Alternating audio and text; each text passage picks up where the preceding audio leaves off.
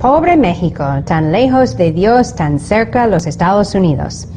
Ese dicho suena como una verdad hoy más que nunca. Según las autoridades electorales, México ha ya elegido un nuevo presidente, el joven Enrique Peña Nieto, de 45 años, con una esposa muy famosa de la televisión mexicana, y tal vez haya sido por su vida tan celebridad o su imagen tan telegénica que ha llegado a ocupar el cargo más alto de su país.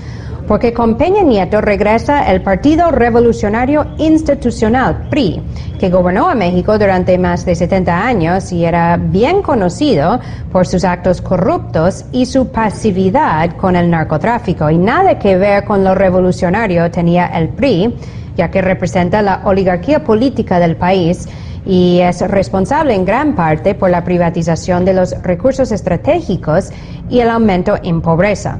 Ahora el candidato de la izquierda, Andrés Manuel López Obrador, ha cuestionado los resultados electorales y ha dicho que va a impugnar las elecciones. Les invito a ver un poco más a continuación. Noche en que ganó México. México votó, México ganó. Al son de ese lema, Enrique Peña Nieto asumió su victoria en las elecciones presidenciales mexicanas. Un triunfo, sin embargo, que tardó en declararse. Las denuncias de fraude durante los comicios obligaron a la autoridad electoral mexicana a recontar los votos de más de la mitad de las urnas. El cómputo final confirmó la llegada a la presidencia de Peña Nieto. Con mucho, se trata del ejercicio de apertura, transparencia y máxima publicidad más grande en la historia electoral de nuestro país. Solo horas después de que se cerraran los colegios electorales, decenas de miles de estudiantes del país salieron a protestar en la capital mexicana.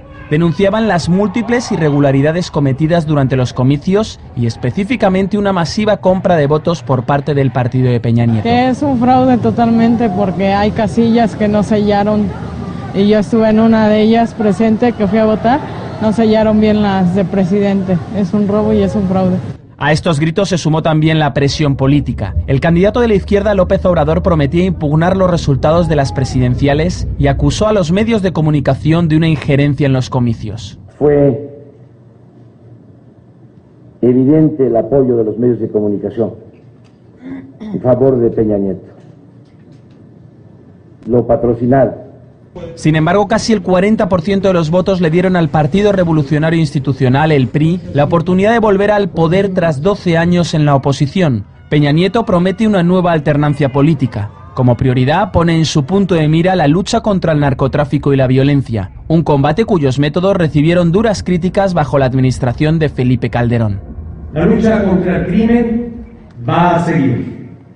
Sí, con una nueva estrategia para reducir la violencia y proteger ante todo las vidas de los mexicanos.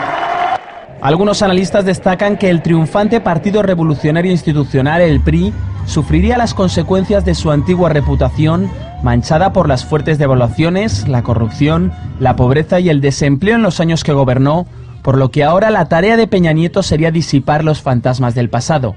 A la vista de otros, la línea de la política propuesta por Peña Nieto, así como la del gobernante Partido Acción Nacional, seguía más por los intereses estadounidenses que por los nacionales. Con el PRI no creo que haya cambiado, que cambie mucho en la lucha contra el narcotráfico, ni contra las mafias, ni contra la corrupción, porque además esta lucha, tanto con el PRI como con el PAN, está supeditada claramente a los intereses norteamericanos. Y aunque los especialistas no prevén un dramático cambio de rumbo político en México, la victoria de Peña Nieto, considerada por algunos como un castigo al gobierno de Felipe Calderón, brinda la esperanza a la población de poder frenar la violencia en el país, en donde en los últimos 6 años han muerto alrededor de 50.000 personas a manos del crimen organizado. Y ahora, para profundizar más sobre las elecciones en México, vamos a conversar con Julio Hernández. Él es periodista de La Jornada y está con nosotros desde México. Muchísimas gracias, Julio, por estar aquí en Detrás de la Noticia. Al contrario, Eva, gracias por la invitación. Ahora, en caso de que procede todo como parece ser, que el nuevo presidente electo ha sido Enrique Peña Nieto, ¿qué significa el regreso del PRI para el pueblo mexicano? Bueno, lo primero que está en la agenda del PRI y seguramente contará con el respaldo del Partido Acción Nacional de derecha, pero que juntos harán una mayoría en el Congreso, está la idea de permitir una mayor participación de capital privado en Petróleos Mexicanos, que es la principal empresa del país. El primer punto será con toda seguridad esta forma de privatización para que haya dueños, empresas transnacionales que puedan entrar a la que hasta ahora ha sido defendida como una riqueza exclusiva de la nación. En segundo lugar, seguramente se van a empujar varias de las propuestas que la derecha durante 12 años ha pretendido sacar adelante, pero que no ha podido por la falta de los suficientes votos. Esto va a llevar a una polarización entre los segmentos progresistas de la sociedad mexicana que no están de acuerdo con estas reformas y los segmentos que desean esto que sería como una segunda oleada de reformas estructurales en México al estilo de Carlos Salinas de Gortari, el expresidente mexicano, que sigue hoy estando detrás de este retorno del PRI al poder si se resuelve así en los tribunales. Ahora, ¿qué pasaría entonces con la relación entre México y Estados Unidos? ¿Crees que se va a profundizar aún más? ¿Peña Nieto va a continuar las políticas de Calderón en cuanto a la permisividad con las fuerzas militares e inteligencia de Estados Unidos en el país? No, yo creo que va a continuar la misma política a favor de Estados Unidos que han mantenido los dos gobiernos panistas o de derecha en México durante estos 12 años. Solo habrá una diferencia porque el PRI ejerce una retórica, un discurso más cuidadoso, con ciertos tintes nacionalistas y en cierto segmento en un respaldo a ciertas iniciativas de Latinoamérica. Pero esencialmente México avanzará en la integración económica hacia Estados Unidos, va a continuar con las reformas estructurales que son deseadas por Estados Unidos y en materia de narcotráfico y seguridad nacional, creo que los gobiernos priistas que tienen formas distintas de enfrentar la relación con el narcotráfico no van a actuar de la manera violenta que ha producido casi 80,000 muertos en México por enfrentamientos entre narcotraficantes y entre fuerzas gubernamentales, sino que ahora lo que toda o mucha gente en la sociedad mexicana prevé es que, dado que hay dinero oscuro que ayudó al triunfo del PRI en estas elecciones, seguramente habrá un entendimiento que pueda pacificar las cosas en México y eso sea una de las primeras tareas que busque el nuevo gobierno priista.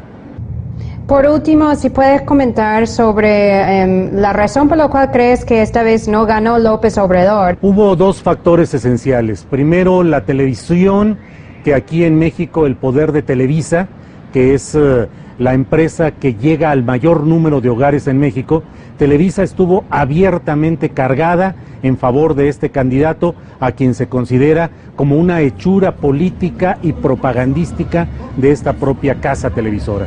Y por otro lado, el uso de ríos de dinero de origen distinto, tanto de gobiernos estatales como de origen desconocido, sospechoso, que permitieron aportar lo que ya se está calificando en México como la mayor operación de compra de votos en la historia de nuestro país. Hay múltiples evidencias de irregularidades en el proceso electoral mexicano, sobre todo en cuanto a compra de votos, es decir, la entrega de dinero en efectivo a ciudadanos para que votaran en favor del PRI.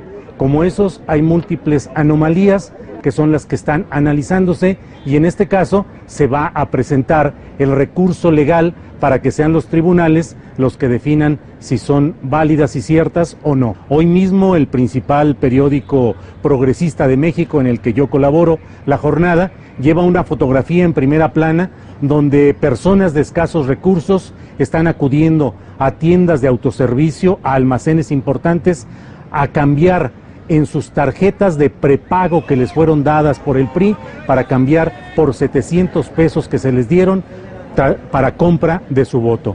También un semanario importante en México, Z, acaba de publicar un reportaje donde con fotografías y testimonio de un reportero se muestra cómo se entregaron allí 4 millones de pesos solamente para comprar a los operadores del fraude electoral en una sola ciudad que es Tijuana, pagando de entre 1,500 y 2,500 pesos a cada una de esas personas. Con eso se ha construido una enorme compra de votos, que es lo que ha permitido hoy aparentar que Peña Nieto tiene 6 puntos de diferencia respecto a López Obrador.